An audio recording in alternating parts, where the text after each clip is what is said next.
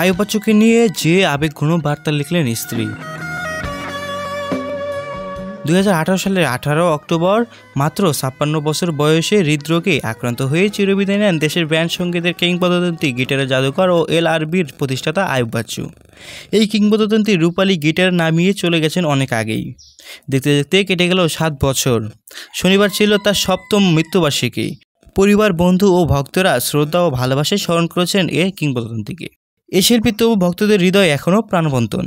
গিটারের জাদুকর আয়ুব বাচ্চু ও ফেরদৌস আক্তার চন্দনার প্রেম শুরু হয়েছিল বিয়ের আগেই। দীর্ঘ বন্ধুত্বের পর 1991 সালে 31 জানুয়ারি তারা বিবাহ বন্ধনে আবদ্ধ হন। তাদের 2 সন্তান, মেয়ে ফাইরুজ সাফরা আয়ুব ও ছেলে আহনাব তাজওয়ার আয়ুব। এই দিনে ফেসবুকে একটি ছবি শেয়ার করে আবেগঘন বার্তা লিখেছেন আয়ুব বাচ্চুর স্ত্রী ফেরদৌস আক্তার চন্দনা। ক্যাপশনে তিনি লিখেছেন, জীবন বড়ই বিচিত্র, সন্ধ্যা কাটে না অথচ দিব্য বছর ঘুরে বছর আসে। দেখতে দেখতে 7 বছর হয়ে গেল।